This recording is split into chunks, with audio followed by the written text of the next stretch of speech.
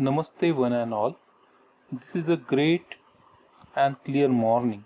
I, Professor Prasad P. Kulkarni, welcome you all on 1 week student faculty development program on Make in India, a journey towards self-reliance. This program is organized by Department of Mechanical Engineering of Sandeep Foundation, Sandeep Institute of Engineering and Management.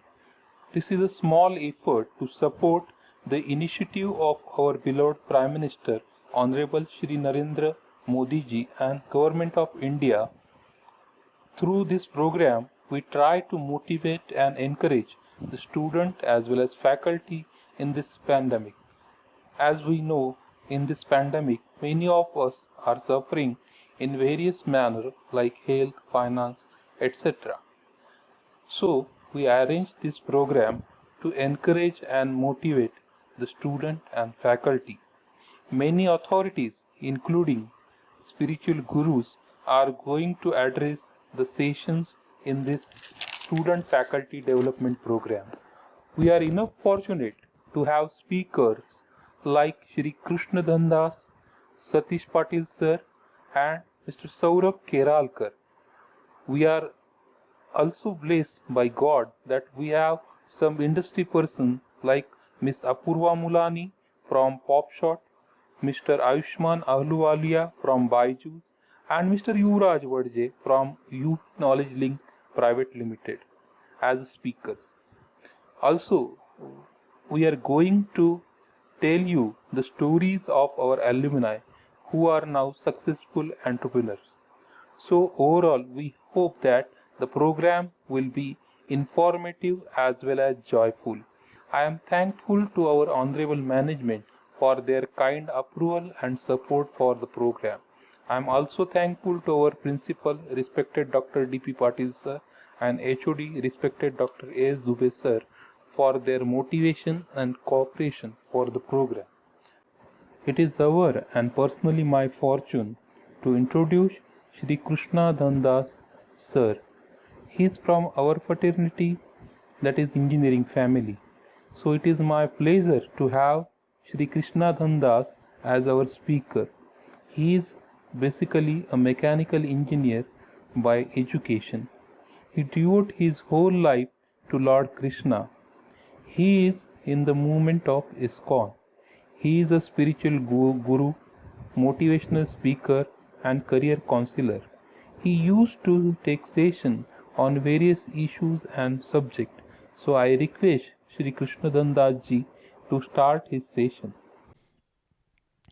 ओम अज्ञानतिमिरान्धस्य ज्ञानाञ्जनशलाकया चक्षुरुन्मीलितं येन तस्मै श्रीगुरवे नमः। नमः ओं विष्णुपादाय कृष्णपृष्ठाय भूतले श्रीमते भक्तिवेदान्तस्वामिन् इति नामिने।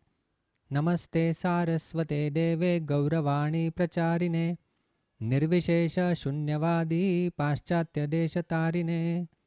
जय श्री कृष्ण चैतन्य प्रभु नित्यानंद श्री अद्वैत गदाधर श्रीवासादि गौर भक्तवृंद। हरे कृष्ण कृष्ण कृष्ण हरे हरे, हरे राम राम राम हरे हरे। हरे कृष्णा। तो इस ऑनलाइन सत्र में सभी का स्वागत है। और सेल्फ रिलायंस यानी आत्मनिर्भरता, तो भारत की अर्थव्यवस्था और लॉकडाउन के चलते सम्माननीय पंतप्रधान जी उन्होंने जो भाषण दिया था उसमें भी उन्होंने आत्मनिर्भर भारत इसके ऊपर विशेष प्रकाश डाला था और बात की थी। तो हमारा आज का विषय भी वही है कि किस प्रकार से भारत जो आत्मनिर्भर पहले था वो क्या था, वो किस प्रकार से था, क्यों नहीं है, और कैसे हम आत्मनिर्भरता की ओर एक कदम ले सकते हैं, इसके ऊपर थोड़ी सी चर्चा करेंगे। तो सर्वप्रथम आज की जो परिस्थिति, जो दौर चल रहा है, जिससे हम लोग गुजर रहे हैं, वो एक विशेष दौर है, कोरोना कोविड-19 पैंडेमिक, जिसके चलते सारे विश्व को एक स्थगित परिस्थिति में लाया गया है। और कई सारे लोग तो बता रहे हैं कि हमारी अर्थव्यवस्था इस प्रकार से हुई है कि हम लोग 5 साल पीछे गए हैं, कुछ लोग कह रहे हैं कि कुछ देश 10 साल पीछे चले गए हैं। तो इस प्रकार से हमारी जो है वो आज की अर्थव्यवस्था जो है वो कोलैप्स हो गई है। लेकिन कई सारे शिक्षाएं हम लोग इस पैंडेमिक को चलते ले सकते हैं।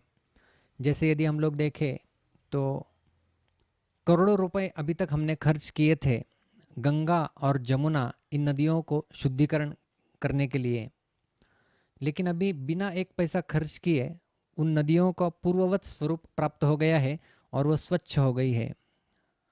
मुझे याद, हम लोग देखते हैं हमारे मंदिर से जब हम लोग छत के ऊपर खड़े होते हैं तो सह्याद्री पर्वत सारा क्लियर अच्छे से हमें दिखाई देता है। जब हम ऊपर जाते हैं बालकनी में, टेरेस में जाते हैं मंदिर के, तो वातावरण शुद्ध हो गया है। सारे अस्पताल अभी केवल सब लोग कोविड की चर्चा कर रहे हैं, बाकी सारी छोटी मोटी बीमारियां कम हो गई है क्योंकि लोगों का बाहर का खाना, होटल में जाना, ये सब जो है वो कम हो गए हैं। तो ये जो आपदा जिससे हम लोग जा रहे हैं, उस आपदा को हमें एक अवसर में परिवर्तित करना है। टर्निंग एडवर्सिटी इनटू अपॉर्चुनिटी जिसे कहते हैं। ये जो आपदा है ये एक प्रकार का एक प्राकृतिक रिसेट बटन दबाने के समान है। जैसे हम लोग देखते हैं जब भी हम लोग कोई इलेक्ट्रॉनिक गैजेट प्रयोग करते हैं तो उसमें यदि वो कुछ हैंग हो जाता है या कुछ समस्या आ जाती है तो हम लोग रिसेट कर देते हैं। तो रिसेट करने के बाद वो पुनः अच्छे से फंक्शन करना प्रारंभ हो जाता है। तो इसी प्रकार से ये आज की परिस्थिति, आज का दौर ऐसा चल रहा है मानो एक प्राकृतिक रिसेट बटन दबाया गया है जिससे प्रकृति अपने आप को सुधार रही है और हमें भी अपने आप को सुधारने का एक सुअवसर यहाँ पर प्राप्त होता है। तो जैसे मैंने कहा कि प्रधानमंत्री जी भी आत्मनिर्भरता की बात करते हैं और उसी प्रकार से ये जो रिसेट संकल्पना है वो भारत के स्वतंत्रता के पश्चात भी महात्मा गांधी इन्होंने दोहराई थी। तो 1947 में जब भारत स्वतंत्र हुआ तो उसके पश्चात आपने एक प्रसिद्ध चित्र देखा होगा महात्मा गांधी और चरखा और चरखे के साथ। तो उनकी भी संकल्पना थी कि आत्मनिर्भर भारत रहे। तो उन्होंने कहा था, उन्होंने प्रस्ताव रखा था कि ये रिसेट किया जाए, अभी सब कुछ सारे जो शिक्षण प्रणाली है उसे रोक लगा दी जाए और एक नए सिरे से सब कुछ हम लोग शुरू करें। एजुकेशन सिस्टम हमारा भारतीय ढंग से रहेगा, हमारा उत्पादन भारतीय ढंग से होगा। ये सब उनका प्रस्ताव था आत्मनिर्भर भारत बनाने के लिए। लेकिन उस समय के कुछ पॉलिटिशियंस जो थे उन्होंने उनकी बात सुनी नहीं और जो था वो कंटिन्यू चलता रहा और जो आज तक भी जो प्रथाएं हैं वो चलती जा रही है। तो आत्मनिर्भरता की बात जो है वो पहले से की गई है। आत्मनिर्भर न होने का परिणाम क्या हुआ है वो तो हमने देख ही लिया है 2-3 महीनों में। हमारी इकोनॉमी, हमारी अर्थव्यवस्था जो बनी है वो कोलैप्सिबल इकोनॉमी है, ये सस्टेनेबल इकोनॉमी नहीं है। मतलब लंबे अरसे तक चले ऐसा ये अर्थव्यवस्था में कुछ प्रावधान नहीं है। क्योंकि हम लोग देखते हैं 1-2 महीने हो गए, कितने लोग बेरोजगार हो गए, कितने लोगों को तो फाइनेंशियल प्रॉब्लम्स भी आ गए। पूर्व में हम लोग सुनते हैं, महाभारत में भी इसका वर्णन आता है कई जगह पर कि जब राजा इस प्रकार से उनका शासन हुआ करता था, 10 साल तक अकाल होता था, बारिश नहीं आती थी या कुछ नैसर्गिक आपत्ति आ जाती थी तो लोगों को पता भी नहीं चलता था। इस प्रकार से उनका जो है वो अर्थव्यवस्था हुआ करता था। 10 साल तक बारिश नहीं हुई तो भी समस्या नहीं। आज हम लोग देखते हैं 1-2 साल बारिश नहीं होगी तो हम लोग बोलते हैं कि कुछ आपत्ति आ रही है। तो इस प्रकार से जो है ये हमारी कोलैप्सिबल इकोनॉमी है, इसे हमें सस्टेनेबल इकोनॉमी में कन्वर्ट करना है। तो हमें आत्मनिर्भर जो है वो बनना ही होगा। और यदि हम लोग बात करते हैं केवल अर्थव्यवस्था की, तो हमें केवल अर्थव्यवस्था ठीक करनी है आत्मनिर्भर बनने के लिए, ये बात गलत है। हमें आत्मनिर्भर बनने के लिए हमारी अर्थव्यवस्था, उसके साथ साथ हमारी कुटुंब व्यवस्था, परिवार व्यवस्था, समाज व्यवस्था, राज व्यवस्था, इन सारी व्यवस्थाओं को एक साथ हमें देखना होगा। क्योंकि ये आधुनिक विचार शैली इस प्रकार से है कि चीज़ों को खंड खंड करके देखते हैं, अलग अलग करके देखते हैं, विभाजन करके देखते हैं। लेकिन हमें समग्र दृष्टि का विकास करना होगा और चीज़ों को अलग अलग ढंग से, अलग अलग अंगों से देखने का हमें प्रयास करना होगा, ये हमें सीखना होगा। मैं एक उदाहरण देना चाहूँगा छोटा सा। यदि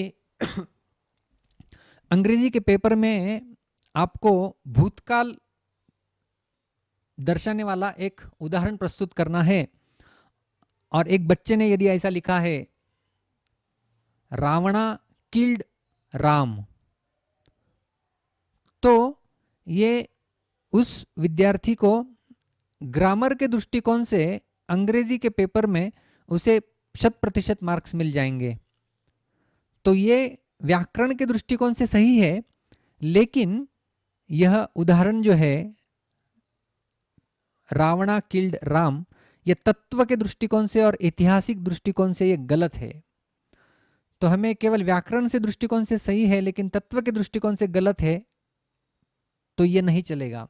हमें ऐसा कुछ करना होगा जो सारे व्याकरण का भी दृष्टिकोण हो, ऐतिहासिक दृष्टिकोण लो, आध्यात्मिक दृष्टिकोण लो, सामाजिक दृष्टिकोण लो या पर्यावरण का दृष्टिकोण लो, सारे दृष्टिकोण में वो सही उतरना चाहिए। ऐसी अर्थव्यवस्था जो है वो हमने सोचना होगा जब हम आत्मनिर्भरता की वास्तव में बात करते हैं। इसे कहते हैं सर्वांगीण विचार। सारे अंगों से इसका क्या परिणाम होगा, कहाँ पर क्या परिणाम होगा, इस प्रकार से जब हम विचार करेंगे तो उसे समग्र विचार या सर्वांगीण विकास जो है वो कहते हैं। तो हमें, जो मैं बात कर रहा हूँ रिसेट बटन, हमें पुनः हमारी सोच में परिवर्तन लाने की आवश्यकता है। तो किस किस जगह हमें परिवर्तन लाना है, तो उसके कुछ बिंदु मैं आपके सामने रखने जा रहा हूँ। हर एक बिंदु के ऊपर विस्तार से चर्चा हो सकती है, लेकिन केवल एक छोटा सा आपको जिसे कहते हैं ना कि फूड फॉर थॉट, वो मैं आपको देने वाला हूँ। तो सबसे पहले हमें हमारी मनोवृत्ति बदलनी होगी। यह है पहला मुद्दा, मनोवृत्ति में बदलाव। आज हम लोग देखते हैं हर कोई व्यक्ति जैसा ये नहीं चाहता कि मैं सरकारी स्कूल में पढ़ूं या सरकारी अस्पताल में मैं ट्रीटमेंट के लिए जाऊं, ये नहीं चाहते हैं, लेकिन सरकारी नौकरी हर कोई व्यक्ति चाहता है। तो ये मनोवृत्ति आई क्यों और कहाँ से, इसके जड़ तक हमें जाना होगा। तो क्यों, यदि हम पूछते हैं कि क्यों आपको ऐसे सरकारी नौकरी चाहिए, तो लोगों का जवाब होते हैं कि स्टेबिलिटी है, सेफ्टी है, इस प्रकार से लोग जवाब देते हैं। और हर कोई 10वीं 12वीं विद्यार्थी, उनको आप पूछ लो आपको क्या बनना है, तो हर एक के केवल 2 में से एक जवाब आता है, एक तो इंजीनियर बनना है, एक तो डॉक्टर बनना है, इसके अलावा बाकी कुछ पता नहीं है। कल तो मुझे एक फ़ोन आया था, अभी 10वीं के रिजल्ट्स का सिलसिला चल रहा है, तो वो पूछ रहे थे क्या करें, डॉक्टर की बनने के लिए जाए कि इंजीनियर करें। मैं बोला इसके अलावा भी ढेर सारे ऑप्शन हमारे पास है। तो ये गुलामी की या नौकर बनने की ये मनोवृत्ति हमारे अंदर ब्रिटिशर्स ने डाली हुई है। तो आप यदि पढ़े तो रॉबर्ट क्लाइव या उसके बाद लॉर्ड मैकॉले, इनका ये सपना था कि हमें, क्योंकि यदि देश को गुलाम बनाना है तो पहले देशवासियों को गुलाम बनाना पड़ेगा। तो उसके चलते उन्होंने हमारी एजुकेशन सिस्टम, हमारा राजतंत्र, सब कुछ अपने हाथ में किस प्रकार से किया, अंग्रेजी का महत्व स्थापित किया और किस प्रकार से वो सारा रूल किया, वो यदि हम लोग देखते हैं तो एक दृष्टिकोण से वो सफल हो गए। क्योंकि आज भी हमारे अंदर वही नौकर बनने की मानसिकता बनी हुई है। कोई भी उद्योजक बन के दूसरों को भी मैं कुछ योगदान दे सकता हूँ, यह जो है वो मानसिकता हमारी चली गई है। तो हम केवल उपभोग के बारे में सोच रहे हैं, तो हमें उपभोगी नहीं बनना है, केवल हमें समाज के लिए उपयोगी भी बनने का प्रयास करना होगा यदि हमें आत्मनिर्भर बनना है। तो ये सबसे पहली मनोवृत्ति कि देखिए ना, कौन से भी कहाँ पर भी आप यदि लोग जाते हैं तो सबसे पहले पूछा जाता है कि आपको पैकेज कितना मिल रहा है जॉब के लिए। कितना भी बड़ा पैकेज क्यों ना हो, लेकिन फिर भी वो किसी के अंदर, किसी के अधीन रह के वो गुलामी के समान ही एक दृष्टिकोण से देखा जाए तो वो है। या और यदि ब्रिटिशर्स आने के पहले यदि हम लोग देखते हैं तो उस समय every Indian was an entrepreneur. हर हर हर कोई व्यक्ति, फिर वो कितने भी छोटे से छोटा काम क्यों ना हो, वो स्वयं किया करते थे। तो आत्मनिर्भरता की ओर हमें यदि कदम रखना है तो सबसे पहले हमारी ये मनोवृत्ति कि मुझे केवल गुलाम नहीं बनना है, या मुझे एक उद्योजक के दृष्टिकोण से भी आगे देखना है। और वो जब हमारी मनोवृत्ति आ जाएगी तब हमारा ये पहला कदम जो है वो आगे बढ़ेगा। दूसरा मुद्दा है, हमारे आलस को त्याग करना है हमें। बहुत आलसी आज की युवा पीढ़ी हो गई है। एक छोटा बच्चा था, उसकी माँ ने मुझे फ़ोन किया था, वो कहे कि हमें आपसे मिलना है। तो मैंने कहा आप शाम को आ जाइए आज। तो उन्होंने कहा कि नहीं, आज शाम को हमारे पास समय नहीं है, बच्चे को स्कूल में एक प्रोजेक्ट दिया गया है और मैं उस बच्चे को मदद कर रही हूँ। मदद नहीं, वो मैं ही प्रोजेक्ट कर रही हूँ, ऐसे वो माँ ने कहा। और कहे कि हम कल आते हैं आपको मिलने के लिए दूसरे दिन। तो दूसरे दिन आके मिले। तो बच्चे को जो स्कूल में प्रोजेक्ट दिया गया है वो बच्चे का उसके साथ कुछ संबंध नहीं है, वो माँ और पिता उसके लिए प्रोजेक्ट कर रहे हैं। और मुझे याद है जब 2002 में मैं इंजीनियरिंग पास आउट हुआ मैकेनिकल क्षेत्र से, तो उस समय भी जो है वो ये प्रथा प्रचलित थी कि विद्यार्थी इतने आलसी हुआ करते थे कि वो प्रोजेक्ट खरीदी करते थे। और प्रोजेक्ट बेचना ये एक बहुत बड़ा बिजनेस है कि किस प्रकार से अपनी आइडिया है किसी के दिमाग में तो इस प्रकार से वो प्रोजेक्ट करेंगे। और विद्यार्थी ऐसे 10,000 15,000 देके वो प्रोजेक्ट खरीदी करते हैं, क्योंकि उन्हें प्रैक्टिकल नॉलेज ही नहीं है। यदि मुझे पता है लास्ट ईयर में हमने एक इलेक्टिव सब्जेक्ट होता है, तो हमने 2 ऑप्शन दिए थे हमें। एक था एनर्जी कंजर्वेशन और मैनेजमेंट, और दूसरा था IC engine and automobile engineering. तो आईसी इंजन हमारा रुचि था, तो सारे बच्चे कह रहे थे कि ये जो एनर्जी कंजर्वेशन मैनेजमेंट है वो यहीं के लोकल लोग सिखाते हैं और यहीं पे एग्ज़ाम होती है और मार्क्स ज़्यादा मिलते हैं, इसलिए उस सब्जेक्ट को लेना चाहिए। मैंने कहा नहीं, मेरा इंटरेस्ट तो आईसी इंजन में है और मैंने अभी तक थर्मोडायनेमिक्स में काफ़ी सारा वो पढ़ा हुआ है, तो मैं आईसी इंजन लूँगा। तो फिर हम लोग 10-20 बच्चों की बैच बन गई और हमने आईसी इंजन ऑटोमोबाइल इंजीनियरिंग लिया। हालांकि उसमें हमारे मार्क्स नंबर थोड़े कम आ गए, लेकिन विषय सीखने को मिला। तो इस प्रकार से सीखने की अभिलाषा से कोई सीख नहीं रहा है, केवल चोरी करना है, प्रोजेक्ट चोरी करना है, कॉपी पेस्ट करके रिपोर्ट बनाने हैं, इस प्रकार से मनोवृत्ति हो गई। और आलसी ये प्रवृत्ति है, और ऐसी आलसी प्रवृत्ति से आत्मनिर्भर कभी नहीं बना जा सकता। तो इस आलसी प्रवृत्ति को जो है वो हमें त्याग करना होगा। और इसके चलते एक समाज के सामने एक बहुत बड़ा संकट निर्माण हुआ है, वो है सृजनशीलता का संकट। कोई सृजनशील ही नहीं है, कोई निर्मित ही नहीं हो रही है। कोई नया आविष्कार कब होता है? जब कुछ इच्छा होती है करने की, इच्छा शक्ति तीव्र है, दृढ़ संकल्प लिया जाता है, उसके बाद किसी चीज का जो है वो आविष्कार किया जा सकता है, उसके लिए मेहनती व्यक्ति लगता है। तो आलसी व्यक्ति ने कभी कुछ आविष्कार किया हुआ है ऐसा तो हमें समझ में नहीं आता। और इसलिए हमें श्रम की प्रतिष्ठा पुनः स्थापित करनी होगी।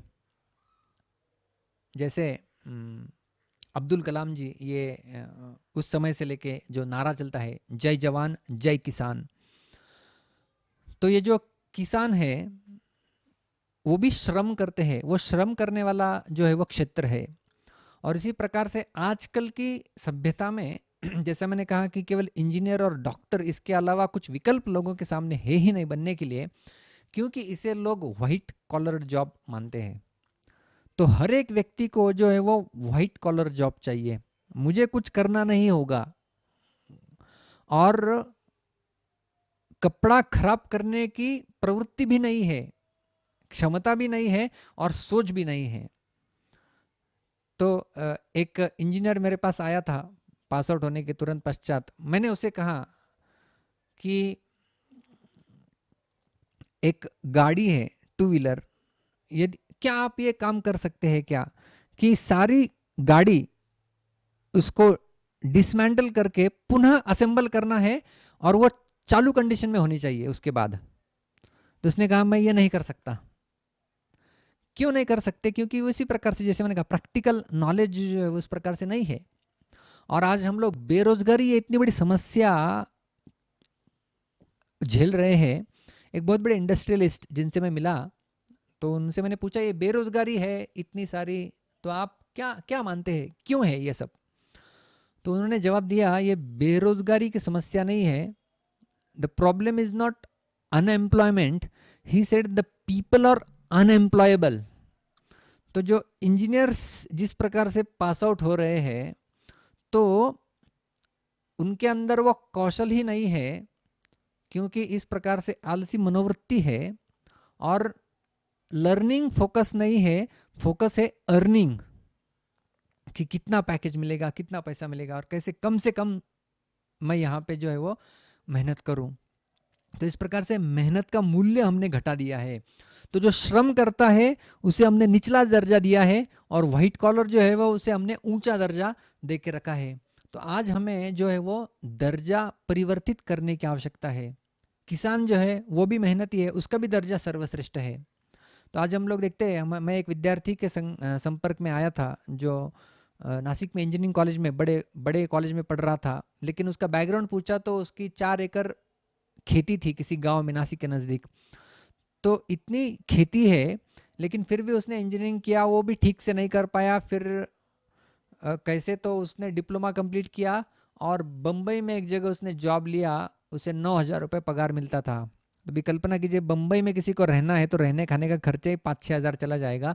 तो मतलब 2-3 हज़ार उसके जेब में आ रहा था और 2 साल तक उसने जॉब किया। वो उतना यदि देखे तो वो उतना, उससे 4 गुना अधिक वो खेती से कमा सकता है। लेकिन मैंने उससे पूछा तो फिर तू खेती क्यों नहीं कर रहा, तू जॉब क्यों कर रहा है? तो उसकी भी प्रैक्टिकल समस्या थी। तो उसने प्रामाणिक उसने उसका जवाब दिया कि कहेंगे खेती यदि मैं बताऊंगा तो कोई मुझे लड़की नहीं देगा, क्योंकि जॉब कर रहा है तो उसकी प्रतिष्ठा है। तो आज समाज में उसी की प्रतिष्ठा हो रही है। आप क्या कर रहे हैं वहां पे, कितना आपको मिल रहा है, वो छोड़ के केवल व्हाइट कॉलर जॉब है ना, उसको हमने प्रतिष्ठित करके रखा है। तो हमें हमारी प्रतिष्ठा किसे देनी है? तो मेहनत को हमने प्रतिष्ठा देनी है।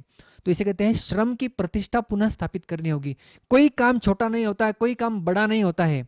एक बहुत बड़े लीडरशिप कोच है पीटर बरवॉश, 134 कंट्रीज में वो ट्रेनिंग देते हैं और वो टेनिस चैंपियन है। तो पीटर बरवॉश लीडरशिप इंस्टीट्यूट ऐसे उन्होंने खोल के रखी है। तो वो बताते हैं कि no work is small, no work is big, only our attitude towards the work is small. कोई भी काम छोटा नहीं है, कोई काम बड़ा नहीं है, उसे देखने की उसका देखने का हमारा नजरिया छोटा होता है। तो फिर वो झाड़ू लगाने का काम हो या फिर लेक्चर देने का काम हो या फिर कुछ फिटिंग का काम हो, कोई काम छोटा नहीं है। तो हमने उस श्रम की प्रतिष्ठा जो है वो सिखानी होगी। और ये श्रम की प्रतिष्ठा जो है वो घरों से चलती है कि घर में भी हम हमारा काम कर रहे हैं कि नहीं। आत्मनिर्भर राष्ट्र की बात बाद में होगी, जब हम आत्मनिर्भर हम हमारे स्तर पे हो गए। जैसे अंग्रेजी में कहा जाता है चैरिटी बिगिंस एट होम। तो इसी प्रकार से ये आत्मनिर्भरता हमारे घरों से बाहर निकलेगी कि हम लोग हमारा स्वयं का काम स्वयं कर रहे हैं कि नहीं। क्या मैं स्वयं के कपड़े खुद धो रहा हूं, या फिर कपड़े धोने के लिए कोई और है, कपड़े प्रेस करने के लिए कोई और व्यक्ति है, और इस प्रकार से यदि अलग अलग कामों के लिए अलग अलग लोगों के पास, इसे कहते हैं डिपेंडेंस, तो जितना हम लोग दूसरे के ऊपर निर्भर रहेंगे उतना हम लोग आत्मनिर्भर की श्रेणी में नीचे नीचे नीचे चले जाएंगे। और जब इस प्रकार से ऐसा कुछ समस्या आ जाएंगी तो हम उसे फेस करने के लिए काबिल नहीं होंगे। तो ये श्रम की प्रतिष्ठा जो है वो हमें पुनः प्रस्थापित करनी होगी। और ये श्रम की प्रतिष्ठा नहीं होने का संकट क्या किस प्रकार से जो है वो विश्वव्यापी हो गया है कि जो आज कंपनी में भी देखा जाता है, एम्प्लॉय मतलब लोअर ग्रेड, मैनेजर मतलब हायर ग्रेड। तो जो एम्प्लॉय है वो कम से कम काम करना चाहता है और जो मैनेजर है वो कम से कम पगार देके ज़्यादा से ज़्यादा काम कराना चाहता है। तो जो एम्प्लॉय है वो इस प्रकार से वो खंड खंड में अपने जीवन को देखता है और खंड खंड करके देख रहा है, इसलिए वो काम का क्षेत्र है और मजा का क्षेत्र कोई और है ऐसा वो देखता है। इसलिए उसे 5 दिन या 6 दिन काम करने के बाद वीकेंड की छुट्टी चाहिए और मजा करने के लिए जाना है दूसरा क्षेत्र में। वैदिक सभ्यता में इस प्रकार से था कि काम के क्षेत्र में ही आनंद आता था, क्योंकि वहां पे निर्माण क्षमता का आनंद है। आज हमारे बच्चों को निर्माण क्षमता का आनंद ही नहीं है। कुछ स्वयं निर्मित करके देखो, इतना आनंद आता है। एक बच्चा हमारे मंदिर में आया था खेलने के लिए, मैं उसके साथ खेलने के लिए बैठा और मैंने उसे पेपर मांगा, नोटबुक, और मैंने उसे नाव बनाना सिखाया। उसे वो नहीं आता था अभी तक, तो वो इतना खुश हो गया जब उसने स्वयं अपने हाथ से नाव बनाया। मैंने उसे एरोप्लेन सिखाया, इतना सब कुछ सिखाया, तो वो इतना आनंदित हो गया। तो मैं अभी ये बना रहा हूँ, मैं अभी ये बना रहा हूँ, इसका नाचना कूदना लगा। और जब भी वो आता था मंदिर में, पेपर लेके आता था और मेरे हाथ में देता, आज मुझे नया कुछ सिखाओ। मैं उसे पेपर का फूल सिखाता था। तो इस प्रकार से अलग अलग अलग चीजें जो वो सीखा, उसका आनंद बढ़ गया। तो कार्य करने में भी आनंद हो सकता है। ये हमारी सभ्यता, ये हमारी संस्कृति रह चुकी है।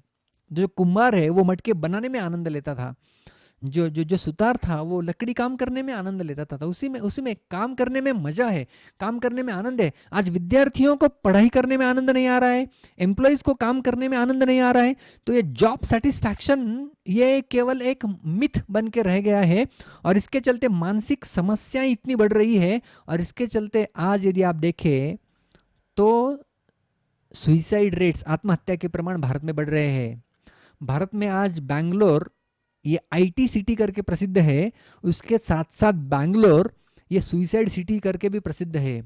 क्यों? क्योंकि इतने एजुकेटेड लोग वहां पर है, लेकिन फिर भी इस प्रकार का संतुष्टि उनके मन में नहीं है, इसलिए ये असंतुष्टि। तो आत्मनिर्भरता हमें संतुष्टि भी प्रदान करती है, इसलिए हमें आत्मनिर्भर बनना है। केवल किसी ने बताया है इसलिए हमें बनना है ऐसा नहीं है, हम स्वयं चाहते हैं, ये हमारी चाह है और इसी राह पे हम लोग चलने वाले हैं। जब हम ये सोचेंगे तब हम आत्मनिर्भरता की ओर एक कदम बढ़ा सकते हैं। तीसरा पहलू हमारा होगा, हमें हीनता बोध को कम करना होगा। हीनता बोध क्या है? हम अपने आप को हीन लेखते हैं, तुच्छ लेखने लगे हैं कि मैं, हमारा देश क्या कहाँ है, कुछ बना ही नहीं रहा है, कुछ कर ही नहीं रहा है। ये हीनता बोध, मैं कुछ कर ही नहीं सकता, ये हीनता बोध को हमने तिलांजलि देने की आवश्यकता है। जैसे 2 लड़कों के बीच में चर्चा हो रही थी। मैं जब एक बार बस से जा रहा था तो एक व्यक्ति बोल रहा था कि तू कौन सा ब्लेड इस्तेमाल करता है शेविंग के लिए, तो वो बता रहा था जिलेट का मैं ब्लेड इस्तेमाल करता रहा हूँ। और दूसरा व्यक्ति ने कहा, पूछा तू कौन सा करता है, तो वो बता रहा था मैं सुपर मैक्स यूज करता हूँ। इस प्रकार से उनकी चर्चा चल रही थी। तो जो सुपर मैक्स यूज कर रहा था उसकी तरफ जो जिलेट यूज कर रहा था, उस लड़के ने ऐसे देखा, अरे तू क्या ये सुपर मैक्स वापर करता है, इसमें कुछ दम नहीं है, जिलेट देखो। इस प्रकार से वो उसका, क्योंकि जिलेट फॉरेन कंपनी है और ना ब्रांड का एक वैल्यू होता है, आज क्या आप प्रयोग कर रहे हैं। तो उन दोनों की जब चर्चा चल रही थी तो मैंने थोड़ा इंटरव्यू किया और मैंने बताया उसको कि तू जानता नहीं है Super Max world second largest razor manufacturer है और विश्व के 150 देशों में वो निर्यात करता है अपने रेजर्स को, स्टील के जो बनाए हुए ब्लेड से, सारे अलग अलग प्रोडक्ट्स उसके। तो उसके दिमाग में चला, अच्छा ऐसा है क्या। तो क्योंकि भारतीय कंपनी है तो हमारे अंदर इतना हीनता बोध डाल दिया है ब्रिटिशर्स ने कि आप कुछ हो ही नहीं, कुछ कर ही नहीं सकते। और वो आज भी जो है वो चलते आ रहा है। अब्दुल कलाम एक इंसिडेंस बताते हैं, अपने ऑफिस में एक बार अब्दुल कलाम जी थे और उन्हें मिलने के लिए एक व्यक्ति आया। तो अब्दुल कलाम जी ऐसे बैठे थे और उनकी दीवार पे एक कैलेंडर लगाया हुआ था और उस कैलेंडर के ऊपर अलग अलग तस्वीरें थी जगह की। तो वह व्यक्ति ने देखा और वो सराहना करने लगा, वाह क्या तस्वीरें हैं, क्या चित्र है, क्या नज़ारे हैं, ये तो भारत के हो ही नहीं सकते, ये तो कई और देशों के लगते हैं। तो अब्दुल कलाम जी ने कहा कि हाँ, ये नज़ारे अलग अलग देशों से है, लेकिन ये तस्वीरें हमारे इसरो के सैटेलाइट्स जो है वो उनसे ली गई है। तो वो बताते अब्दुल कलाम जी कि इस प्रकार से लोगों के मन में इतना हीनता बोध छाया गया है कि भारत कुछ कर ही नहीं सकता, हम ऐसे ही गए गुजरे हैं। तो ये मनोवृत्ति को छोड़ना होगा, हीनता बोध को तिलांजलि देनी होगी। अरे यदि भारत का उदाहरण देखें तो ब्रिटिशर्स आए थे सन 1800 में। यदि हम लोग देखते हैं कि जो खेत की उत्पाद थी वो इंग्लैंड के उस समय के उत्पाद से 3 गुना अधिक थी भारत की। आप कागज का उत्पादन लो, लोहे का उत्पादन लो, कपड़े का उत्पादन लो, या कितना कौशल देखो, ये सारा इसमें भारत अव्वल 1 नंबर पे था। जीडीपी की भी यदि चर्चा करें तो भारत की उस समय की जीडीपी विश्व में 20% से अधिक थी कंट्रीब्यूशन। तो इस प्रकार से हमें इस हीनता बोध को जो है वो कम करना होगा। जब मैं पहली बार नेल कटर आप जानते होंगे, जब मैं उसे खरीदी करने के लिए गया तो जब मैं वो लिया, वो बक्से के ऊपर मैं सब देख रहा था क्या है क्या, उसके ऊपर एक कोने में मुझे लिखा हुआ मिला, मेड इन कोरिया। तो मैंने ये उस समय देख लिया कि ये नेल कटर जैसी चीज भी हम लोग नहीं बना सकते और वो भी हमें इंपोर्ट करनी पड़ रही है कहाँ से। तो ये ऐसी स्थिति क्यों आ गई है? क्योंकि इसका मुख्य कारण है केंद्रीकरण उत्पादन का, सेंट्रलाइजेशन ऑफ प्रोडक्शन। तो इसलिए चौथा मुद्दा है जो हम लोग चर्चा करने जा रहे हैं वो है उत्पादन का विकेंद्रीकरण। उत्पादन यदि हम लोग, आज क्या हो रहा है कि जो चीजों की आवश्यकता है उन चीजों को उत्पादित नहीं किया जाता, जो चीजें ज्यादा बिकती है उनको उत्पादन किया जाता है। इसलिए किसान भी कौन से कैश क्रॉप्स जिसे कहते हैं, जिससे ज्यादा पैसा मिलेंगे उसका उत्पादन करेंगे, जो आवश्यक है उसको नहीं करेंगे। और इसलिए केंद्रीकरण में क्या होता है कि इतना ज्यादा मात्रा में उत्पादन किया जाता है और उसका मार्केटिंग पे ऊपर उतना खर्चा किया जाता है और फिर उसका विनिमय, उसको ट्रांसपोर्टेशन करना पड़ता है। और इसमें इतनी बड़ी समस्या आ जाती है और इसलिए इस प्रकार से जब लॉकडाउन हो जाता है तब लोग भूखा मरना शुरू हो जाता है। तो ये यदि नहीं होना है तो हमें आत्मनिर्भर, इसलिए मोदी जी ने उस प्रवचन में ये भी कहा था, फ्रॉम लोकल टू ग्लोबल।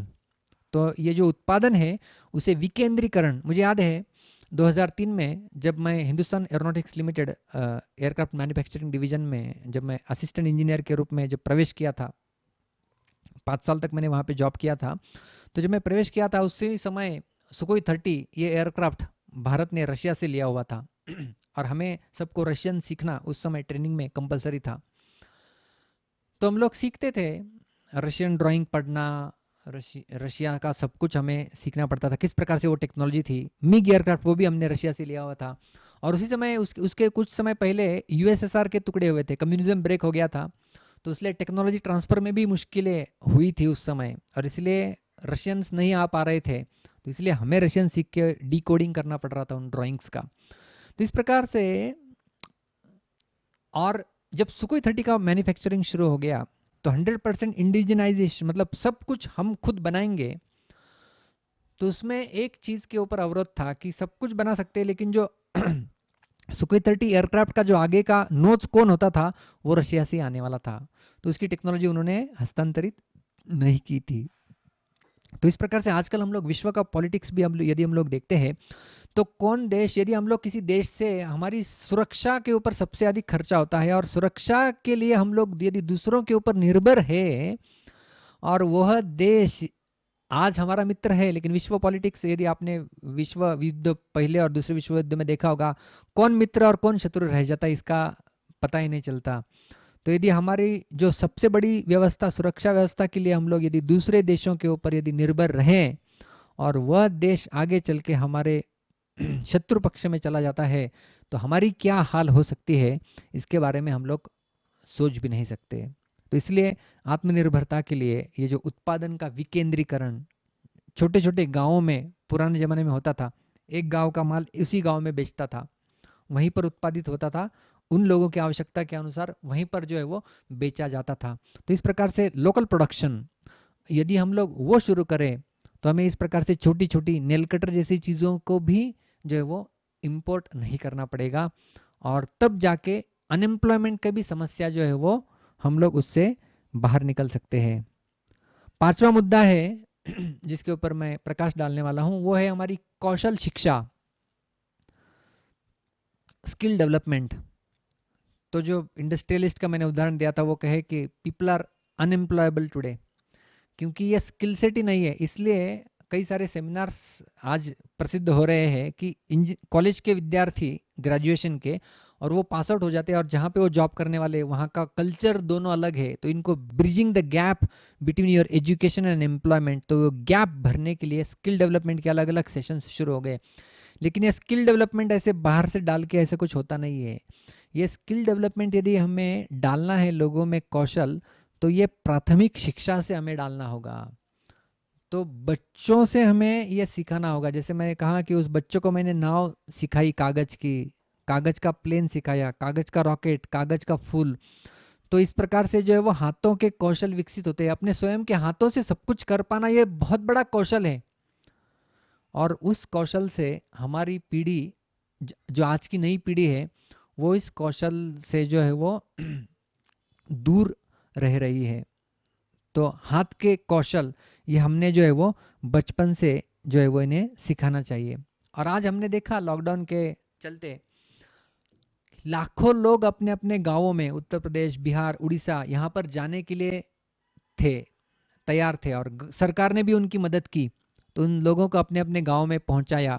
जब रेलवे उन लोगों के लिए शुरू होगी तो लगभग 11 लाख लोगों को जो है वो भारत सरकार ने अपने अपने जगहों पर पहुंचाया।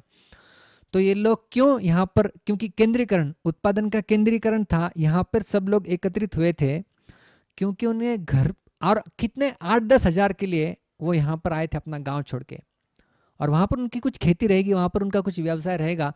तो पारिवारिक व्यवसाय जो है वो इस केंद्रीकरण उत्पादन पद्धति से पारिवारिक व्यवसाय हमारे चले गए हैं। तो जो परिवार है उनका जो व्यवसाय होता है, उसी व्यवसाय को जो है वो आगे कंटिन्यू करते रहना चाहिए नई पीढ़ी ने।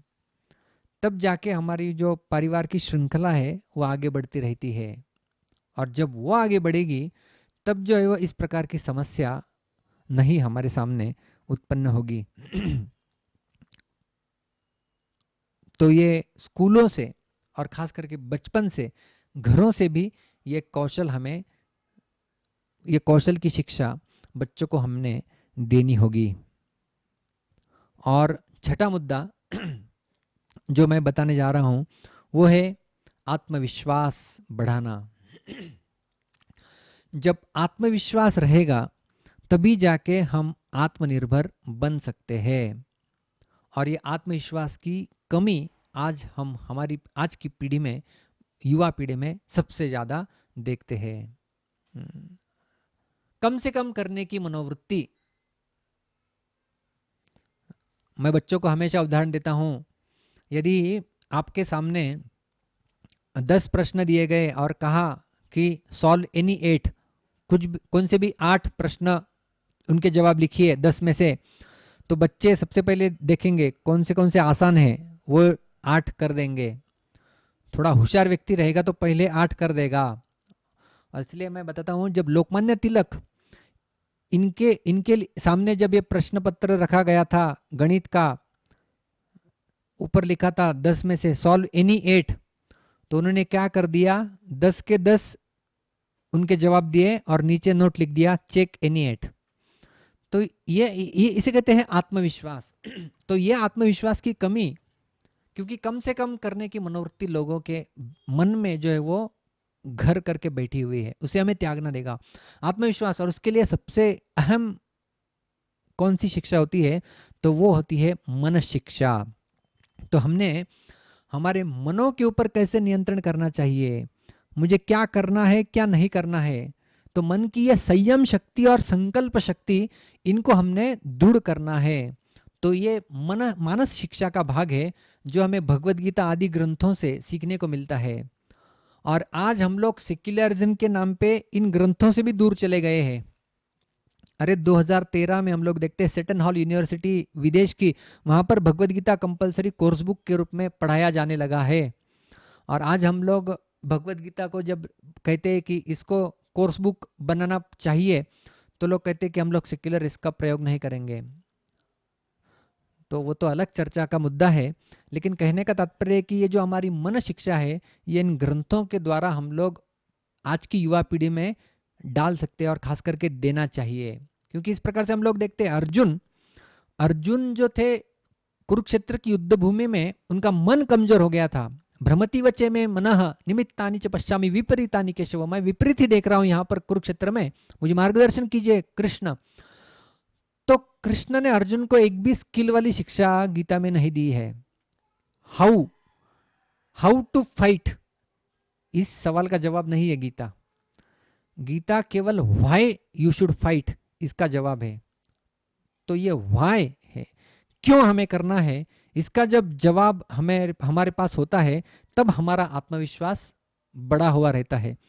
तो क्यों हमें कुछ भी कार्य करना है, वो हमें शक्तिशाली करना है, तो हमें इस प्रकार के वैदिक ग्रंथों में जो ज्ञान भरा हुआ है, उसके बलबूते पे हम एक क्यों का जो है वो जवाब दे सकते हैं। तो किस प्रकार से आज के युवा मुझे कल जैसे मैंने कहा कि कल ही एक फोन आया था, वो कहे कि डॉक्टर बनना है कि इंजीनियर बनना है। तो मैंने सारा पक्ष जब उनके सामने प्रस्तुत किया, तो आखिर में क्या कहते हैं वो कॉल में, आप ही बताइए ना हम क्या करें। तो हम लोग निर्णय भी दूसरों के ऊपर छोड़ रहे हैं, थोप रहे कि वो जो बताएंगे हम लोग करेंगे। तो इस प्रकार से आगे नहीं बढ़ता समाज। ये निर्णय क्षमता, ये हम निर्णय, हमारे स्वयं के निर्णय स्वयं लेना, ये भी एक बहुत बड़ा कौशल है। हाँ, दूसरों का मार्गदर्शन लेना चाहिए, लेकिन केवल उनके ऊपर ही निर्भर नहीं होना चाहिए, या वो हमारे लिए सब कुछ नहीं करेंगे। कृष्ण ने अर्जुन के लिए युद्ध नहीं किया, अर्जुन को ही युद्ध करना पड़ा। मार्गदर्शन लिया उन्होंने कृष्ण से, लेकिन युद्ध अर्जुन ने ही किया था। तो इस प्रकार से हमें हमारे निर्णय स्वयं लेते आना ही चाहिए इस युवा पीढ़ी को, तभी जाके हम लोग आत्मनिर्भर बन सकते हैं, नहीं तो नहीं बन सकते। और उसके लिए हमारा मन शक्तिशाली होना चाहिए, मन एकाग्र होना चाहिए, निर्णय लेने के लिए मन स्थिर होना चाहिए, मन शांत होना चाहिए। जिस प्रकार से हम लोग देखते हैं कोई सरोवर है और हवा की झोंक के कारण जो है वो पानी हिल रहा है, तो हिलते हुए पानी में हम अपने आप का प्रतिबिंब नहीं देख सकते। या फिर मैं उदाहरण देता हूँ, जब यदि जल उबल रहा है, उबलते हुए जल में भी हम स्वयं का प्रतिबिंब नहीं देख सकते, जल को स्थिर होना होता है। उसी प्रकार से जब हमारा मन स्थिर हो जाएगा, तब हमारी सोच अच्छी हो जाएगी। जब मन एकाग्र होगा तो बुद्धि भी कुशाग्र हो सकती है, और हमारा आकलन शक्ति बढ़ेगी, और हमारा विचार सर्वांगीण हो सकता है। तो इसलिए ये मन की शिक्षा, हमारा मनोबल बढ़ेगा तब हमारा आत्मबल बढ़ेगा, और जब आत्मबल बढ़ेगा तब हम आत्मनिर्भर हो सकते हैं। तो ये था छठा मुद्दा हमारा, आत्मविश्वास। तो आजकल कोरोना के चलते कई जगह पर इम्यूनिटी की बहुत चर्चा होती है कि हमारी इम्यूनिटी पावर ज़्यादा होनी चाहिए, तब जाके वायरस अटैक नहीं करेगा हमारे ऊपर। तो हम लोग शारीरिक इम्यूनिटी की बात करते हैं, लेकिन हमारी मेंटल इम्यूनिटी, उसके बारे में भी हमने सोचना चाहिए कि हमारा मन कितना प्रलोभनों से जूझने में शक्तिशाली हो रहा है। तो ये जब होगा तब जाके जो है हम लोग, जो मैंने शुरुआत की थी, आपदा को हम लोग संपदा, या आपदा को हम लोग जो है वो अवसर में परिवर्तित कर सकते हैं। तो इसलिए हमें यदि यह करना है, तो ये जो 6 चीज़ें मैंने बताई, तो उनमें परिवर्तन लाना होगा। सबसे पहले हमारी मनोवृत्ति, गुलाम से लेके उद्योजक की मनोवृत्ति, आलस प्रवृत्ति को त्याग कर देना और श्रम को प्रतिष्ठित करना। तीसरा, हमारे हीनता बोध को कम करना, हम भी कुछ कम नहीं है, हम भी कुछ कर सकते हैं। और उत्पादन का डिसेंट्रलाइजेशन, विकेंद्रीकरण होना, न कि केंद्रीकरण। कौशल शिक्षा को न केवल ग्रेजुएशन के बाद, लेकिन प्राथमिक शिक्षा, और न केवल प्राथमिक शिक्षा लेकिन घरों में भी जो है उसकी स्थापना करना। और छठा मुद्दा आत्मविश्वास को बढ़ाना, और उसके लिए मन शिक्षा, उसको भी जो है वो बचपन से बच्चों को सिखाना, भगवद गीता के श्लोक आदि। तो जब हम ये करेंगे तब हमारे ये आत्मनिर्भरता की और हमारे कदम बढ़ रहे हैं।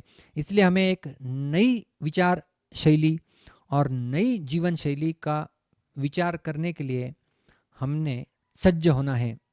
और उसका एक ज्वलंत उदाहरण हमारे सामने आता है कि जब दूसरे विश्व युद्ध के पश्चात जापान, हम सब लोग जानते हैं हिरोशिमा और नागासाकी, जब अणुबॉम्ब भी उनके ऊपर डाले गए थे, कुछ उपज कम हो गई थी, खेती सब ध्वस्त हो गई थी, लेकिन उसके पश्चात भी ये देश इस प्रकार से उभर कर सामने आया। और आज ऑटोमोबाइल इंडस्ट्री लो या आप म्यूजिकल इंस्ट्रूमेंट्स का मैन्युफैक्चरिंग लो, यहाँ से वहाँ तक सारे क्षेत्र यदि आप लेते हैं तो जापान का हाथ कोई नहीं पकड़ सकता। तो वो जिस प्रकार से इस विपत्ति को उन्होंने संपत्ति में परिवर्तित किया, वही सुअवसर आज भारतवासियों के पास भी है। और सारा विश्व आज भारत की ओर देख रहा है। जैसे कोरोना के ऊपर तो मात देने में हम लोग सक्षम रहे हैं कि हमारे केसेस आज भी कम है, क्योंकि लोग इम्यूनिटी उनकी ज़्यादा अच्छी है, उनकी जीवन शैली इस प्रकार से हाइजीन पहले से हमारी वैदिक सभ्यता में पालन किया जाता है। लेकिन आज हमें इस विपत्ति को यदि संपत्ति में परिवर्तित करना है तो आत्मनिर्भर बने बिना दूसरा कोई चारा नहीं बचता है। बहुत बहुत धन्यवाद। हरे कृष्णा।